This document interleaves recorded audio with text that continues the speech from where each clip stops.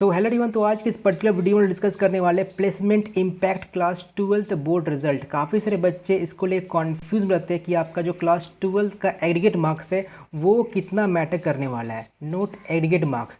तो काफ़ी सारे बच्चे का क्वेश्चन होता है कि मैं आईसीएसई बोर्ड से बिलोंग करता हूँ, मैं सीबीएसई बोर्ड से बिलोंग करता हूँ एंड हो सकता है स्टेट बोर्ड से बिलोंग करते हो। तो आपका जो भी एग्रीगेट मार्क्स है वो कितना मैटर करने वाला है। आप क्लास 12th में हो एंड बोर्ड एग्जाम देने वाले हो तो वो कितना मैटर करने वाला है, या हो सकता है फर्स्ट ईयर में हो, सेकेंड ईयर में हो, थर्ड ईयर में हो एंड ये क्वेश्चन है कि मेरा परसेंटेज अच्छा नहीं है तो कितना मतलब मैटर करेगा, क्या मतलब मैं प्लेसमेंट में बैठ पाऊंगा या नहीं बैठ पाऊंगा। तो ये सारा कुछ डिटेल में डिस्कस करेंगे। तो पहली बार आए हो तो ये वीडियो अपने फ्रेंड में शेयर जरूर कर दीजिए, ताकि जो भी बच्चे इसको लेकर कन्फ्यूज़ में है कि क्या हो सकता है प्लेसमेंट टाइम पर, तो ये इनका कन्फ्यूज़न जो है वो दूर हो जाए। अब देखो, जो प्लेसमेंट जो होता है वो दो तरह का होता है। एक होता है ऑन कैंपस प्लेसमेंट एंड एक होता है off campus placement.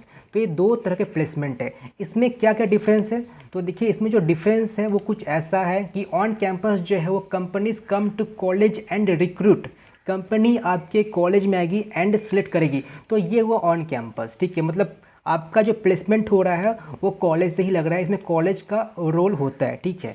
End off campus क्या होता है, students go to company and take part in recruitment. तो यहाँ पर जो है ये कॉलेज का रोल नहीं होता है, ये आप पर डिपेंड करता है, ठीक है। तो ये हुआ डिफरेंस ऑन कैंपस का एंड ऑफ कैंपस का। अब देखो, जो मेनली जो स्टूडेंट होते हैं वो ऑन कैंपस ही मतलब प्लेसमेंट उठा लेते हैं एंड जिनका प्लेसमेंट नहीं लगता है, लाइक हो सकता है आपका कॉलेज उतना अच्छा नहीं है, कंपनी काफ़ी कम आती है, तो आप बच्चे ऑफ कैंपस के लिए अप्लाई करते हो। या हो सकता है आपको जो कंपनी जो लगी है कॉलेज में उसमें आपको मतलब एलपीए जो है वो कम मिला है, आपका पैकेज अच्छा नहीं मिला है, तो हो सकता है ऑफ कैंपस के लिए अप्लाई कर रहे होगे। तो कॉलेज का रोल नहीं होता है ऑफ कैंपस में, एंड ऑन कैंपस में कॉलेज का रोल होता है। मतलब कॉलेज वाले खुद कंपनी बुलाती है एंड यहाँ पर आपको खुद जाना पड़ता है। तो ये डिफरेंस हुआ, ठीक है। अब देखिए, कंपनी जो होती है वो दो तरह की होती है, एक होता है मास रिक्रूटर एंड एक होता है प्रोडक्ट बेस्ड कंपनी। तो आप देख सकते हो, पहला है मास रिक्रूटर एंड जो दूसरा है वो प्रोडक्ट बेस्ड कंपनी है। दोनों तरह की company on campus end off campus दोनों ही कंडक्ट करवाती है। अब डिफरेंस क्या है इन दोनों तरह की कंपनी में, तो देखो जो मास रिक्रूटर है एग्जांपल तौर पर लाइक टीसीएस हो गया, इन्फोसिस हो गया, Wipro, Accenture, IBM, Tech Mahindra, Capgemini, Cognizant, HCL and many more, काफ़ी सारे मास रिक्रूटर कंपनी हैं। अब इनमें डिसएडवांटेज क्या है, bonds with high compensation, less salary. Bonds with high compensation मतलब क्या होता है, जब आप प्लेस्ड होगे, जब आपका पैकेज लग रहा होगा तो आपको एक एग्रीमेंट लाइक बोल सकते हो, आपको एक बॉन्ड साइन करना पड़ता है कि आप एटलीस्ट 1 ईयर या 2 ईयर आपको उसमें काम करना ही पड़ेगा, आप उसे छोड़कर नहीं जा सकते हो।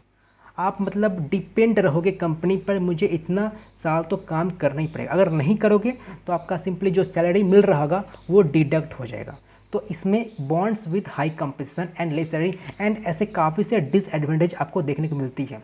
तो देखो, नाम से समझ में आ रहा है मास रिक्रूटर, इसका मतलब क्या हुआ कि जैसे मान लो आपकी कॉलेज है, ठीक है, एंड ये आपका कंपनी है।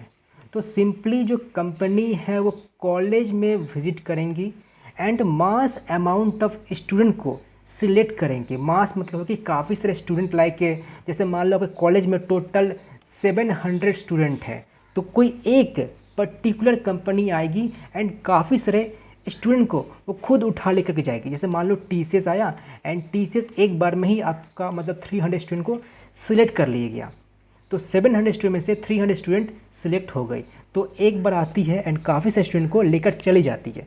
तो ये हुआ मास रिक्रूटर, मतलब काफ़ी बल्क अमाउंट में स्टूडेंट को सिलेक्ट किया जाता है। तो ये हुआ मास रिक्रूटर कंपनी, ठीक है।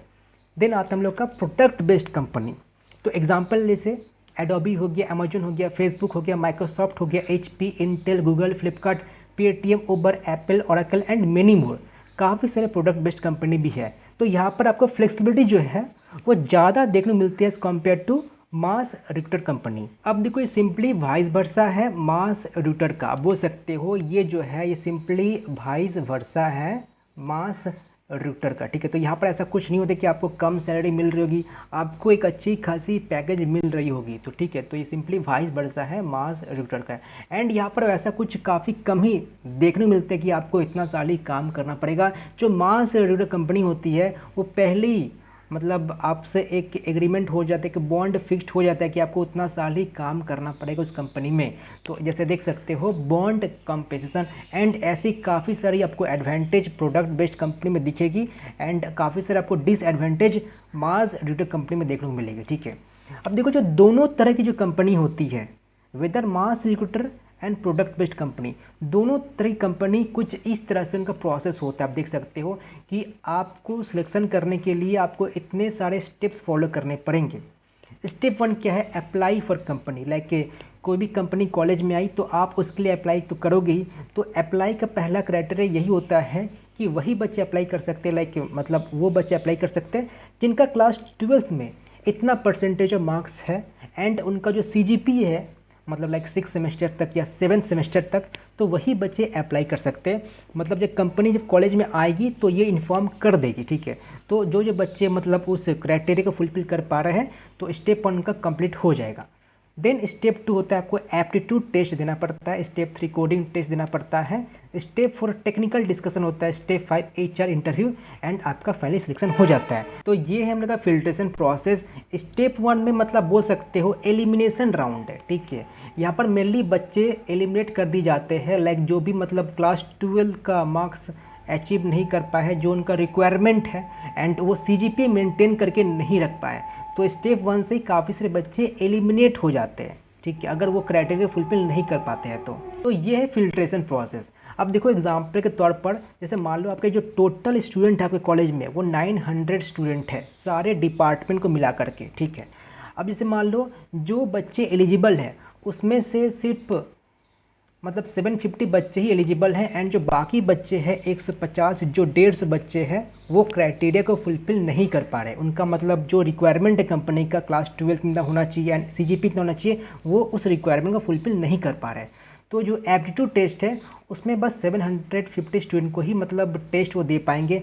फिर यहाँ पर एलिमिनेशन होगा, फिर यहाँ पर बच्चों को एलिमिनेट किया जाएगा जो जो मतलब पास नहीं कर सके उस एप्टीट्यूड टेस्ट को। तो जैसे मान लो यहाँ पर सिर्फ 500 ही मतलब आए। देन कोडिंग टेस्ट में मान लो और 200 बच्चे एलिमिनेट हो गए तो बस 300 बच्चे सिलेक्ट हुए। देन टेक्निकल डिस्कशन में बस 200 बच्चे ही सिलेक्ट हुए एंड देन जो इंटरव्यू है उसमें बस जैसे मान लो 70 बच्चों के साथ ही HR इंटरव्यू हुआ। ठीक है, तो फाइनली ऐसा होता है सिलेक्शन प्रोसेस। ये बस एग्जाम्पल है, हो सकता है डेटा में कुछ चेंजेस आपको देखने को मिले डिपेंडिंग अपॉन द कंपनीज। ठीक है, अब ये काफ़ी इंपॉर्टेंट है, इसको ज़रा ध्यान से पढ़ो, ध्यान से पढ़ो इसको। ठीक है, most of the mass recruiter company used step 1 as the primary filtration process for eliminating students, while in case of product based company this is not their primary filtration process. They rather seeks your current performance than your past performance.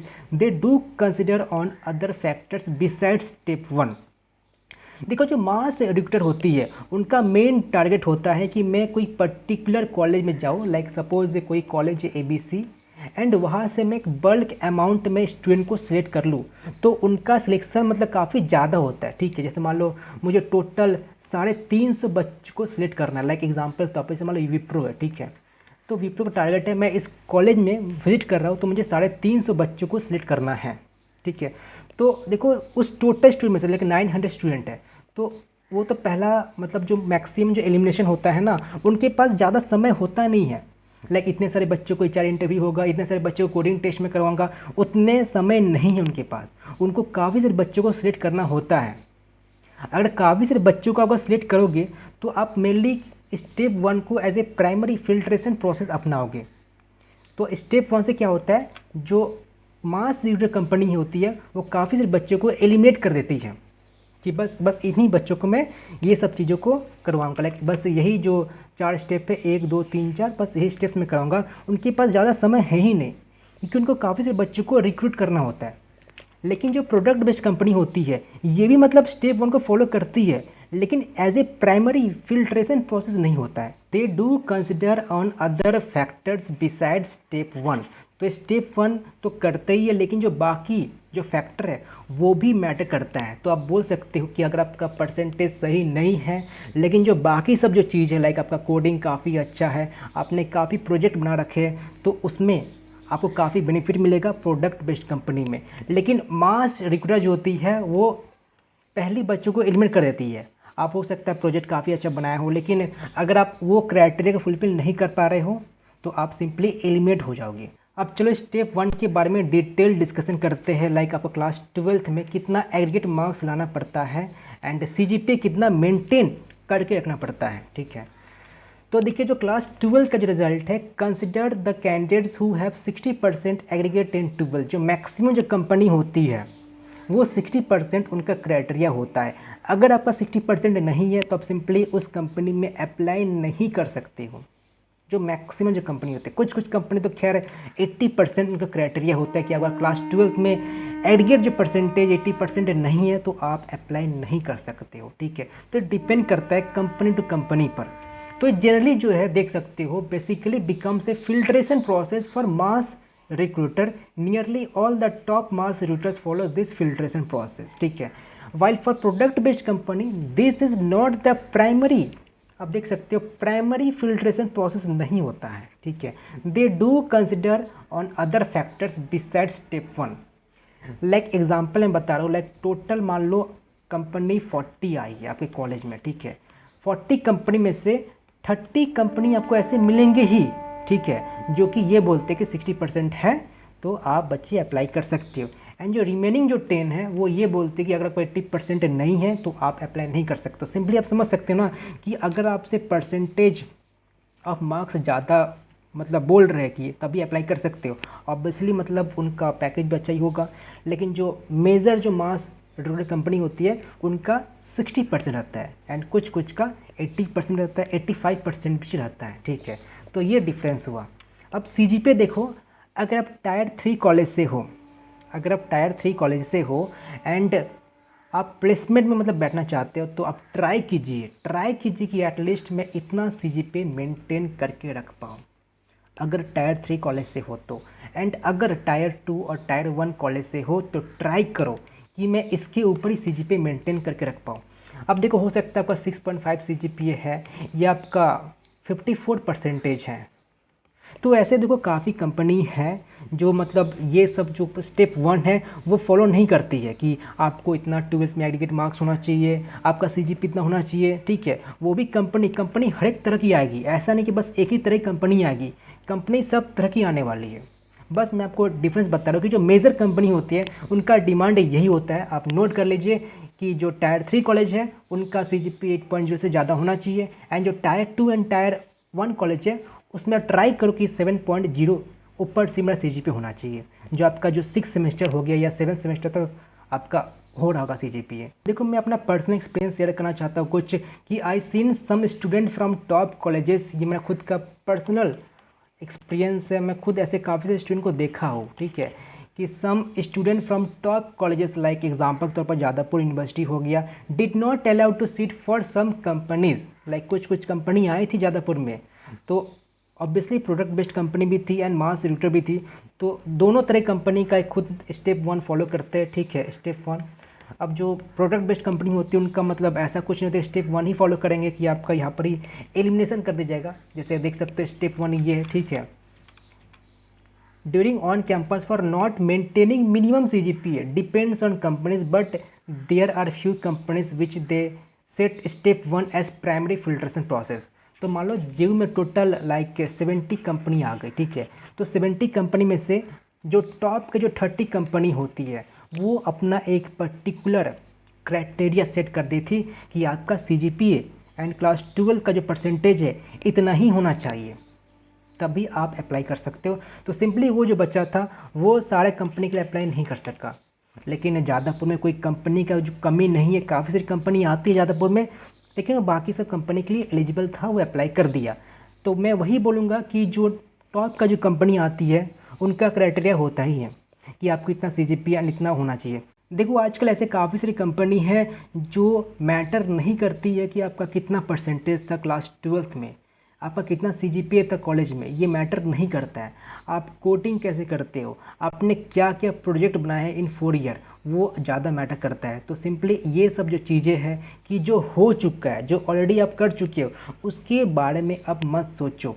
आप like first year में हो, second year में हो या third year में हो। अब ये सब सोचकर फ़ायदा नहीं होने वाला है। आप सिंपली अपने कोडिंग पर ज़्यादा फोकस कीजिए, या आप जो भी ब्रांच लेके पढ़ाई कर रहे हो, वेदर मैकेनिकल, सिविल, इलेक्ट्रिकल, आप जो भी ब्रांच लेके पढ़ाई कर रहे हो उसमें बस अपना बेस्ट परफॉर्मेंस दीजिए, ठीक है। तो ये सब मत सोचो कि इतना 64% था, 54% था या 50% था, जो भी परसेंटेज है अब वो सोचने का नीड नहीं है। सिंपली अभी अपना बेस्ट परफॉर्म कीजिए।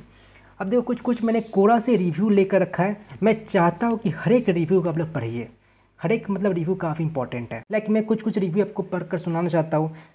ये एक स्टूडेंट का रिव्यू है। Since I am in final year so I am eligible to answer this question. I have seen some of my friends who have strong technical skills but they don't have 60% either in class 10th or class 12th. They struggled a lot at the time. They used to frustrate since all the IT companies like TCS, Wipro, Infosys ask 60% throughout the academic, but now they all are placed. मतलब देखो starting में difficulty हुई थी, लेकिन ऐसा कुछ नहीं कि वो लॉन्ग टर्म में वो डिफ़िकल्टी फेस करना पड़ेगा। अगर आपके पास स्किल है then you will definitely be selected, ठीक है। तो I have seen this 2 MNCs which don't ask 60%। तो जो मास रिक्रूटर है उनके साथ मेजरली ये प्रॉब्लम होता है कि वो लोग यही पहले डिमांड करते हैं, ठीक है। और भी कुछ रिव्यू है, आप चेक कर सकते हो, ठीक है। तो सारे रिव्यू प्लीज़ आप लोग ज़रूर पढ़िए।